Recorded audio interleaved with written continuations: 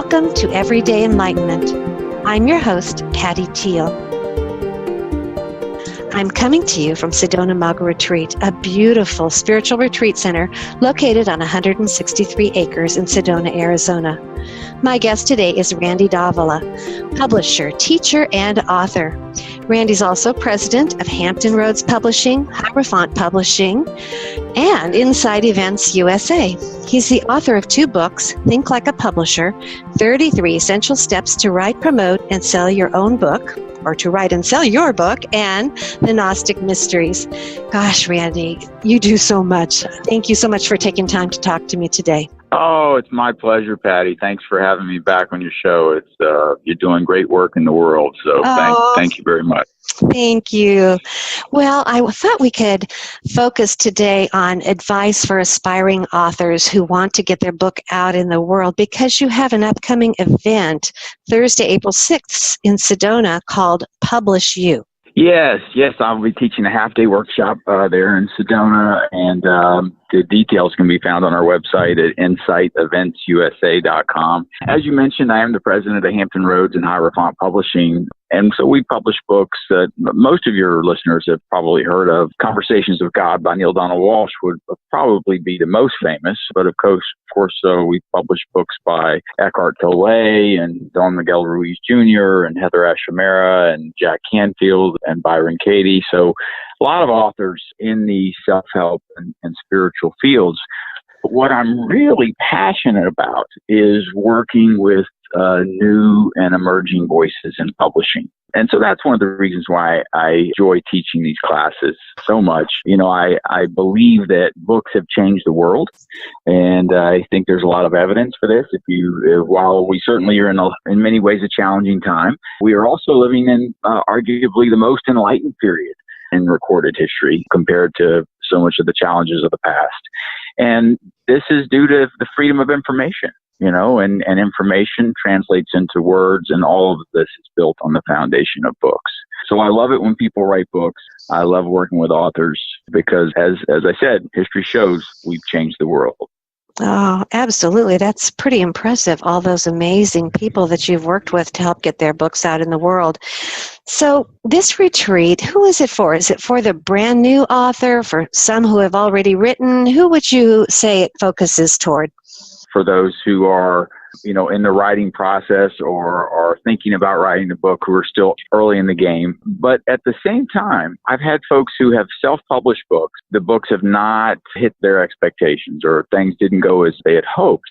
And those people have attended my workshop and actually said later that they got so much more out of it than they realized.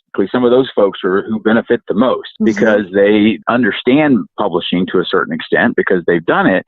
And then when they come to the workshop, they leave with a whole bunch of new ideas and new tools on how to promote your book. Because, you know, that's the other part of it.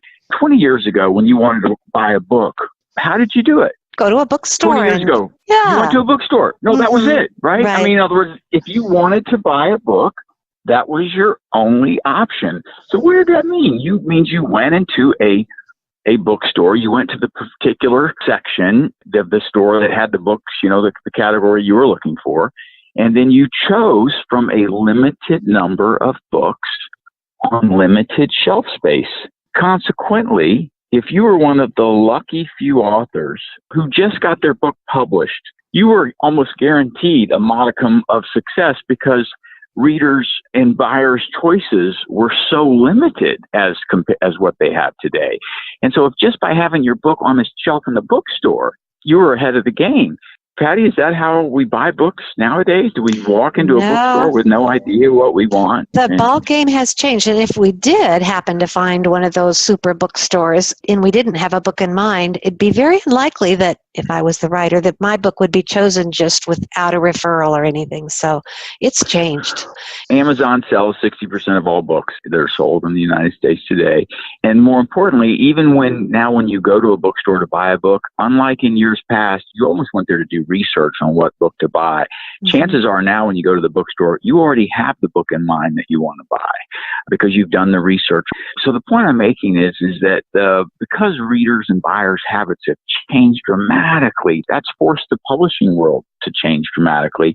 And you combine this with the invent of self-publishing, which I absolutely love. I think it's a wonderful thing. But what that's done is that brought more books to market than ever before. Mm-hmm. So someone who wants to make what I call the transition from writer to author, going from writer to published author, there's a lot of steps in between that, because I say that creating a great book is the intersection of four things: art, inspiration, craft, and marketing. Mm-hmm. So most of the writers that I work with, most of the people that show up in my workshops, they have the first two, the art and the inspiration part. Mm-hmm. And that's why they're there. But it's the craft and the marketing where they need help on, where they need an education. Creating a great book is the blending of those four things. While in today's world, it's the easiest it's ever been to get a book published, at the same time, because it's so easy, making sure that you do things right has never been more critical, because readers have so many more choices and options, and there's so much more competition for eyeballs, that you have to make sure that you've given your book the biggest chance for success. That's where the craft and the marketing part come in. I want to ask you a particular question about a scenario. This actually reminds me of someone I know. They have a great idea for a book. They're just very passionate about writing this book, but basically have no platform, no Facebook following, never had a story written about them. Does the platform have to come first? Let's define platform for your listeners, because there are probably some folks out there that aren't familiar with that term. So the platform are things like, who is listening to you and your ideas already? Think of yourself as a nonfiction author. You're essentially an educator. This doesn't matter if you're writing in our genre or any genre within nonfiction, because people only turn to nonfiction for one reason, and that is to learn something. The person who's writing, the question then becomes is, why are you the person to teach me? Platform is certainly a part of that. Have you shared your ideas with others? What is their response? This can translate into, let's say, someone has a huge following on social media. You mentioned Facebook, or maybe they like to do public speaking, or maybe they have a radio show. There's some way in which they're already connecting with people about the ideas that they want to put into their book.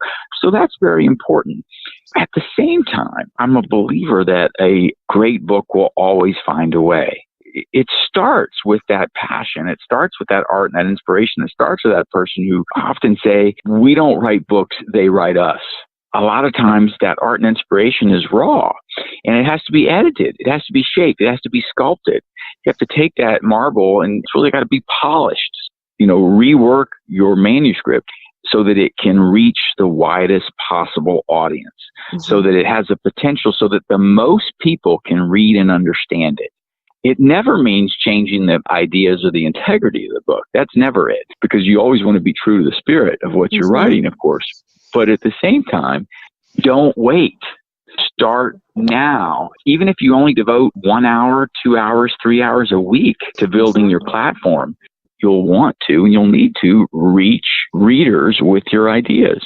And that can be via video on the internet. It can be through blog posts. It can be through in-person workshops. Those things sell your book, and you get the benefit of engaging more people on your ideas, which I think most authors find quite fun and thrilling once they get involved in it. I would imagine so.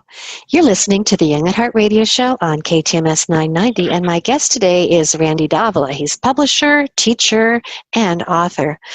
How personal do you get nowadays? It seems like younger people have such a personal relationship on Facebook, and it seems like the audiences today really want to know you as a person, even more so than simply a purveyor of information. Is that correct? Well, certainly it is. The thing I often say in my workshops, especially in the self-help field, that thing that you don't want to write about, that you're afraid to write about, that's what you need to be writing about. That's what you need to put in your book, because it makes you endearing to your reader. It makes you, it connects. It's that thing that you think, oh no, I'm not sure if I want to share this. 9 out of 10 times, now I say 9 out of 10 because it's not 10 out of 10, but 9 out of 10 times, that is the thing that you should be sharing. That makes sense, connect Randy. with your readers. Yeah, you're sharing a piece of your soul, and we've all made mistakes and have things that aren't comfortable to share, but when we do, it's very cathartic and helpful to people.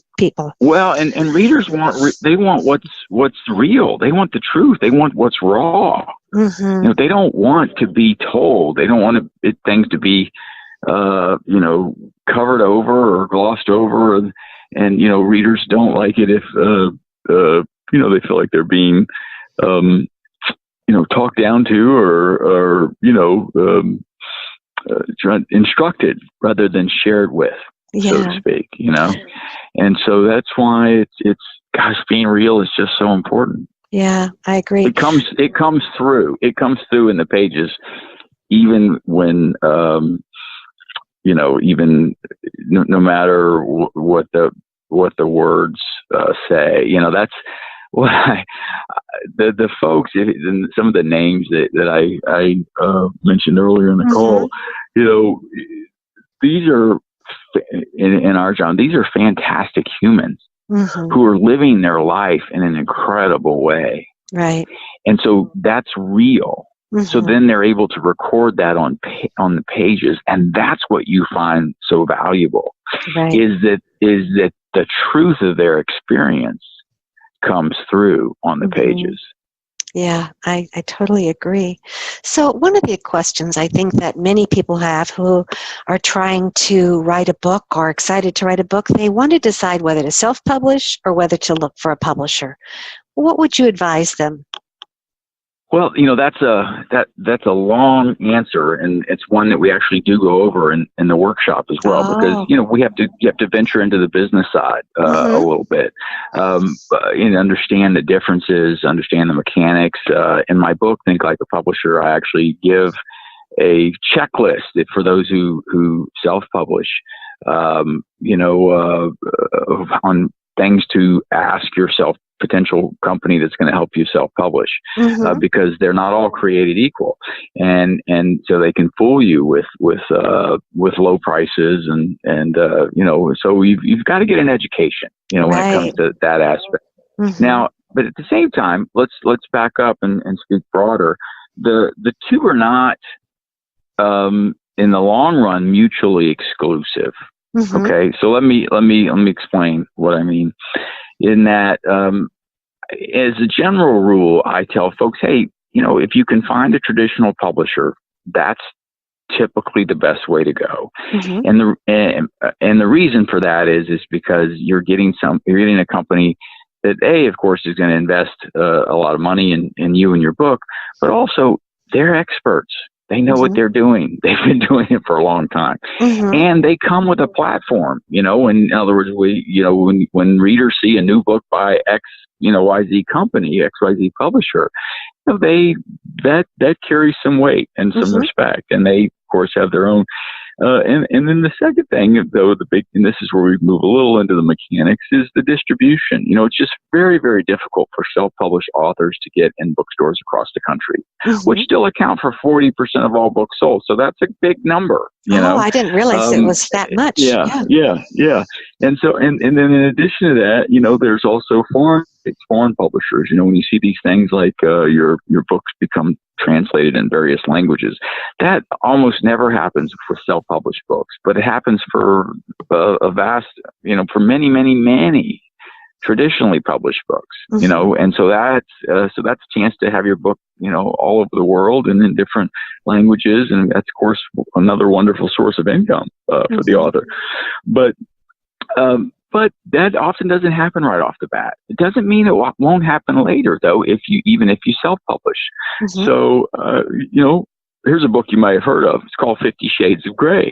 I think I've heard of that. Yeah. Yeah. So that book was self-published because it could not find a traditional publisher. And, of course, later, once it took off, then traditional publishers were chomping at the bit, to pick that book up. And, there's a list of many others that fall into that category. So and so oftentimes then if it's a self-published book will then get picked back up for a traditional publisher and enjoy the benefits of this wide distribution range and foreign markets and all the others. So I typically say, go for a traditional publisher, but if get your self-publish it, if not. And that's what's wonderful about my course, and there are other courses like it and other books, is that, especially if you're going to end up going the self-publishing route, you really, really, really need an education on what to expect. That's not something that publishing a book is not something you'd want to walk into blind and just, you would miss a lot of the critical things having to do with title, with your cover, which are just so important. I mean, there's so many things going on in the cover on a subconscious level, as in title as well. I mean, I've seen wonderful books that have not sold well because the title was so poor. And I've seen, some books that I didn't think were that great, but because the title was so promising. Oh, wow. That's fascinating. So, And the other thing, people who do go with a publisher, though, they're not really just on easy street to sit back. Yes, they get to take advantage of the wonderful advice and the help, but they're really expected to still promote themselves as well. Oh, exactly. And this ties into what we were talking about earlier in the call. 20 years ago, it was a different climate. You sold your book to a publisher, you got it into bookstores, you did maybe a little promotion on their behalf, but it wasn't like it is now. Now it's changed completely. Publishing's a partnership now between author and the publishing house, because it takes, with so many books coming to market and the way in which people have select and purchase books having changed so much, that it really takes a partnership with the right house and the right author to make a book have the best chance to reach as wide an audience as possible. Oh, this is so fascinating. Now, is there still space in your workshop, Publish You, in Sedona on Thursday, April 6th? Yes. So Sedona is a small community, and so we've still got spots there. And I'm actually in town for our weekend out at Mago. As you know, the Gathering of the Shamans with Don Miguel Ruiz, the author of The Four Agreements, one of the best-selling books of all time. And that is happening the next day after my publishing workshop. So I'm actually coming to town for that event. But when I travel like this, and this, I like to offer these workshops and meet new authors in the community. And I've actually published over, I've been teaching these the last 4 or 5 years, and I've published 7 or 8 authors that I've met in workshops just like this one. And so, I do have a little bit of a ulterior motive, Oh, well, Randy, I like me too, because I like the sharing, but it's also, and I, my primary is to help, but I'm always there keeping my eyes open to see if the next Don Miguel Ruiz shows up. Oh, that's wonderful that you're open-minded and always keeping your ears and eyes open for the next, as you said, Don Miguel Ruiz, although there's nobody quite like him, but the next somebody anyway. But I was also asking, as I said, for personal reasons, because I would love to come to your workshop. It sounds just fascinating. I would love to learn what you know. Great. So, I'll look forward to seeing you there. Yeah, that would be fabulous. Well, I can't thank you enough for being the guest today. If anybody wants to register for this upcoming workshop of yours, would you tell our listeners once again where they would go? Yes, you can visit our production website, event production website, which is Insight Events USA. That's INSIGHT Events, EVENTS Anyway, we've got a link right there on the banner, right next to our Gathering of the Shamans, which is sold out, though. Unfortunately, you can't join us for that. Oh, too bad. But you can join us for the half-day publishing workshop. It's 1 to 5:30 there in downtown Sedona. And anyway, it's a beautiful, beautiful community, as you know, and many of your listeners do as well. So absolutely, I look forward to seeing everybody just about 3 weeks, or just coming up in early April. Absolutely, it's almost here. Thank you so much for sharing so much wisdom with us today. Really, really appreciate it. Thank you, Patty. Pleasure to be back on your show. Have a great day. Thank you. Bye.